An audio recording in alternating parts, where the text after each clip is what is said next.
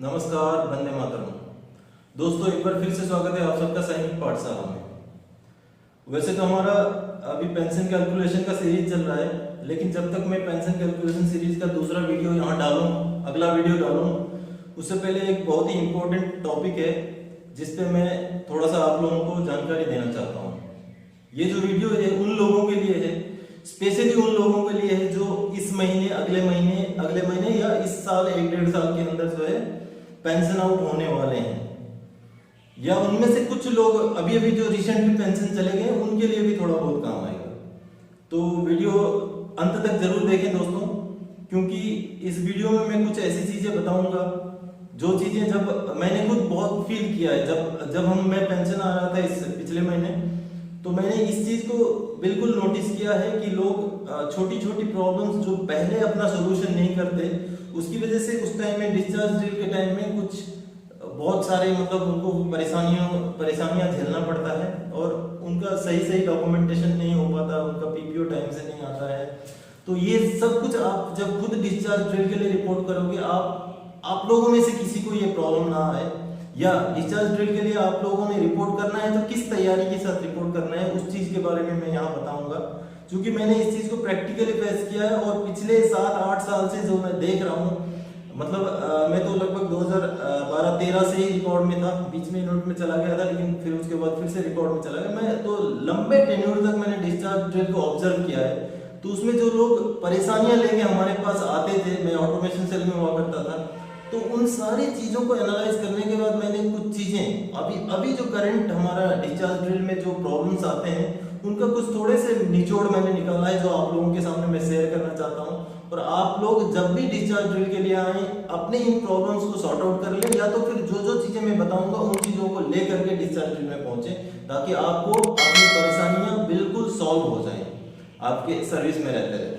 तो दोस्तों, सबसे बड़ा चीज इनकेसमेंट। अगर आपका लीव इनकेस हुआ है तो वो लीव इनकेसमेंट आपके सीट्रोल में एंट्री है कि नहीं, आप पहले से ही इंश्योर कर लीजिएगा। हर यूनिट में सीट्रोल मिलता है, इलेक्ट्रॉनिक सीट्रोल जो रिकॉर्ड से मंगवा करके हर यूनिट के पास रहता है, उसमें चेक करिए। उसमें नहीं तो हमराज है आपका, उस हमराज में लॉगिन होकर के चेक करिए कितना आपका पार्ट ऑर्डर हो चुका है, कितना अपडेटेड है सीट्रोल में, वहां से हो सकता है। उसमें नहीं हो पा रहा है तो आप रिकॉर्ड वेबसाइट में चले जाइए, चाहे यूनिट लॉगिन से जाकर के मिनी सीट्रोल देख लीजिए, चाहे इंडिविजुअल लॉगिन से जाकर के आप अपना सीट्रोल देख लीजिए। वहां पे भी आप अपना लीव का डिटेल्स देख सकते हैं कि इनकेसमेंट हुआ नहीं हुआ है, या तो कुछ नहीं है तो आपकी अपनी यूनिट में से कोई बाबूजी वगैरह अगर होंगे तो उनसे पता करके ही इनमें से कोई ना कोई उपाय तो आप कर ही सकते हैं। अपना लीव का सीट्रोल में कितना चढ़ा हुआ है वो प्रॉपर आपने देखना है डिपोरिजमेंट में पहुंचने से पहले। और कोई ऐसा लीव है, ऐसा इनकेसमेंट का ऐसा ब्यौरा आपको मिला जो नहीं चढ़ा है लेकिन यूनिट से हुआ है, तो उस पार्ट ऑर्डर का फोटोकॉपी पक्का अपने पास रख लीजिए। जब भी आप डिस्चार्ज डेट के लिए जाते हैं उसको लेके जाना है, नंबर 1 बात। नंबर 2 बात, जिस साल आप पेंशन आउट हो रहे हैं उस साल का छुट्टी का पार्ट ऑर्डर, इनकेसमेंट का पार्ट ऑर्डर आप 60 दिन, बेशक 90 दिन पहले ही पब्लिश करा दीजिए। कर सकते हैं आप, अगर जुलाई में अगर जा रहे हैं तो आप मार्च अप्रैल में ही आपका फाइनल 2022 का लीव इनकेसमेंट का पार्ट ऑर्डर हो चुका होना चाहिए, ताकि वो पार्ट ऑर्डर टाइम से एडजस्ट हो जाए और लास्ट पार्ट ऑर्डर तक का आपका फाइनल इनकेसमेंट में कैलकुलेट होकर के एक ही बार में आपका पूरा टोटल फाइनल इनकेसमेंट जितना दिन आपने इनकेस किया है उतने दिन का पैसा आपको मिल जाए। ठीक है, नंबर 1 बात। और दूसरा, लीव इनकेसमेंट का और भी एक चीज है, जब आप फाइनल बाय हैंड डॉक्यूमेंट लेके जाते हैं तो उसमें आपको एक लीव इनकेसमेंट का ब्यौरा दिया जाता है। ठीक है, उस लीव इनकेसमेंट का, उस डिटेल्स को, उस ब्यौरे को आप अपना सीट्रोल के साथ पक्का मैच करके देखिएगा। अगर कोई ऐसा चीज, ऐसा लीव इनकेसमेंट आपके पास आपके ब्यौरे में है लेकिन सीट्रोल में नहीं है, तो उस लीव इनकेसमेंट का पार्ट ऑर्डर का कॉपी जरूर रखिएगा। और अभी वाला डिजिटलाइज पार्ट ऑर्डर वाला है तो उसका सॉफ्ट कॉपी सीडी में पक्का ले लीजिएगा। ठीक है, 1 नंबर बात। 2 नंबर बात, जॉइंट अकाउंट, सिंगल अकाउंट का जो चेक का पेज है ना, उसके दोनों के दो पेज अपने पास रख लीजिएगा। उसको क्रॉस करके बाद में वहां सबमिट करना होता है, ये पक्का आपके पास रख लीजिएगा। और एक एनईएफटी फॉर्म का जो है, एक दोनों जॉइंट और उसका सिंगल का एक आपके पास, चाहे फोटोकॉपी ही सही, वो आपके पास होना जरूरी है। ठीक है, और आपका जो बैंक अकाउंट है जिसमें आपका पेंशन आना है वो एक्टिव होना चाहिए। देखिए दोस्तों, हम क्या करते हैं, जब भी बैंक अपना पेंशन डॉक्यूमेंट के लिए जो अप्लाई कर देते हैं उसमें वो अकाउंट होता है जो जॉइंट होता है, और हमारा अकाउंट में अगर सिंगल अकाउंट में पेमेंट आ रहा होता है तो वो जॉइंट अकाउंट क्या होता है, इनएक्टिव रहता है। तो आप पेंशन के लिए वहां रिपोर्ट करने से पहले जो भी केवाईसी वगैरह सबमिट करके उसको एक्टिव कराना है उसको एक्टिव करवा लीजिएगा, नहीं तो आपका पैसा जमा होने में भी दिक्कत हो जाएगा, जमा हो गया तो आपका निकलेगा नहीं।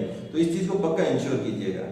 एड्रेस चेंज, अगर आपका एड्रेस चेंज है लास्ट मोमेंट में, तो एड्रेस चेंज के लिए जो भी आपका सैनिक, जिला सैनिक वेलफेयर से जो भी कार्रवाई करवाना है लेटर में रिकमेंडेशन, वो करवा के वो लेकर के आप डिस्चार्ज ड्रिल में रिपोर्ट करिएगा। अगर आप यूनिट से नहीं करवा पाए तो डिस्चार्ज ड्रिल के दौरान भी आपका वो एड्रेस चेंज का काम हो जाएगा, लेकिन बशर्ते आपके हाथ में डॉक्यूमेंट होने चाहिए। और पांचवा चीज, correct data in discharge book. आप जब आपको डिस्चार्ज बुक चेक करने के लिए बताया जाएगा, जब आप डिस्चार्ज ड्रिल में रहेंगे तो आपको डिस्चार्ज बुक देने से पहले ही आपका डाटा चेक करने के लिए बताया जाएगा। तो वहां पर आप जो भी चीजें गलत है, पैन नंबर गलत हो सकता है, आधार नंबर गलत हो सकता है, अकाउंट नंबर, कई सारे डिटेल्स उसमें आते हैं, जो अगर गलत है तो उसको काट करके आप सही लिख दीजिएगा, पक्का लिखिएगा। और उसके लिए आपका उसके सपोर्टिंग में एक कोई डॉक्यूमेंट वहां पर अटैच कर दीजिएगा। जो आप वहां लिखेंगे सही डाटा वही आपका डिस्चार्ज बुक में आएगा, उस चीज को पक्का इंश्योर कीजिएगा। आपके पास अथॉरिटी होना चाहिए, आप कोई भी डाटा वहां पर अमेंड कर सकते हैं, ठीक है। तो ये थी चौथी चीज। दूसरा अभी अगला चीज बताता हूं मैं।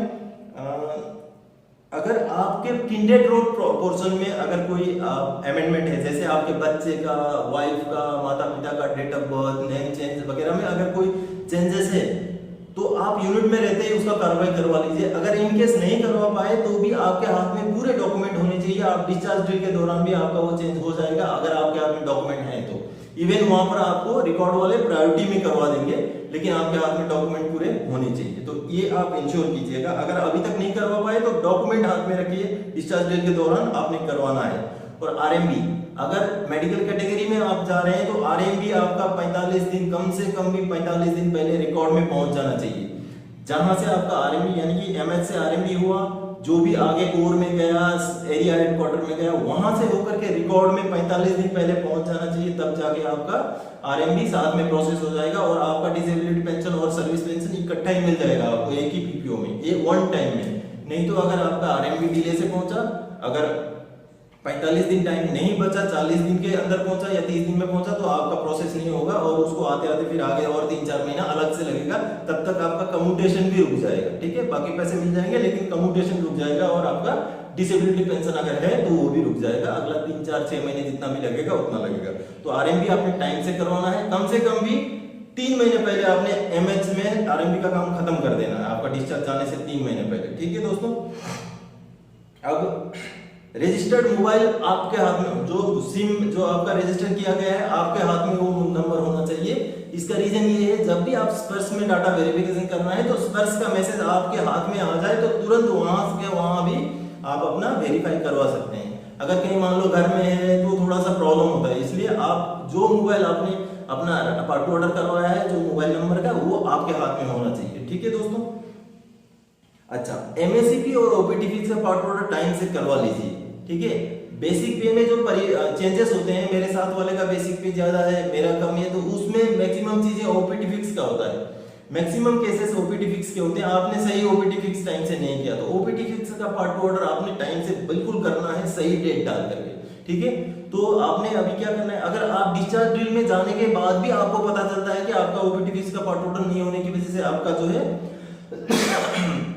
क्या है कि बेसिक पे में डिफरेंस है, तो आप उस दौरान भी कर सकते हैं, क्योंकि आजकल डिजिटल साइन पार्ट ऑर्डर आ रहे हैं। एक दिन में पार्ट ऑर्डर रिकॉर्ड पहुंच जाता है और तुरंत ही एडजस्ट होकर पीओआर अगले दिन चला जाता है। तो इसलिए आप मान लो 11-12 तारीख को भी अगर डिपो में रिपोर्ट कर रहे हो तो आप अगर आपको उधर ही पता चलता है कि ओपीटी फीस का पार्ट ऑर्डर करवाना है, तो आपने अगर 15-20 तारीख के अंदर भी आपने पार्ट ऑर्डर मंगवा लिया यूनिट से, वो तुरंत ही चला गया, तो वो भी आपका पीपीओ तक में एडजस्ट हो सकता है। अगर टाइम से हो गया तो उधर का उधर ही, नहीं भी होता है तो बाद में भी उसका प्रोसेस होगा, रिवीजन पीपीओ के लिए प्रोसेस होगा, लेकिन ओपीटी फीस का पार्ट ऑर्डर आपने पक्का करना है, क्योंकि उसी से आपका बेसिक पे में जो है लॉस हो सकता है। एक बेसिक पे का लॉस ओपीटी फीस का पार्ट ऑर्डर नहीं होने की वजह से होता है।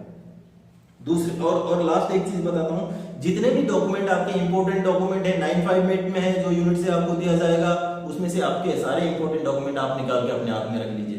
उन इंपोर्टेंट डॉक्यूमेंट का वहां सबमिट करने के लिए, पेंशन डॉक्यूमेंट सबमिट करते टाइम उनका कोई जरूरत नहीं है। जितने भी स्कूल सर्टिफिकेट, बर्थ सर्टिफिकेट, कुछ भी अगर वहां पर है तो वो निकाल लीजिए। यहाँ पर डिस्चार्ज ड्रिल के लिए भी जब रिपोर्ट करते हैं वहां से भी आपने सॉरी, वहां से भी आपने इंपॉर्टेंट आपके डॉक्यूमेंट सिट्रोल से निकाल लेने हैं, और डिपो से जितने सर्टिफिकेट डॉक्यूमेंट मिलने हैं वो पक्का इंश्योर करें, सारे के सारे टाइम से आप ले लें। तो मैंने सोचा कि पेंशन कैलकुलेशन सीरीज तो चल ही रहा है, ये कुछ चीजें बड़ी इंपॉर्टेंट चीजें थी जो पेंशन आने वाले लोग हैं उनको बताना, तो इसलिए मैंने ये चीज अभी बताया। चैनल को थोड़ा सब्सक्राइब कर दीजिएगा, शेयर कर दीजिए अपने दोस्तों के बीच में, और वीडियो अच्छा लगा हो तो लाइक कर दीजिएगा, कमेंट करना ना भूलें। थैंक यू दोस्तों, जय हिंद।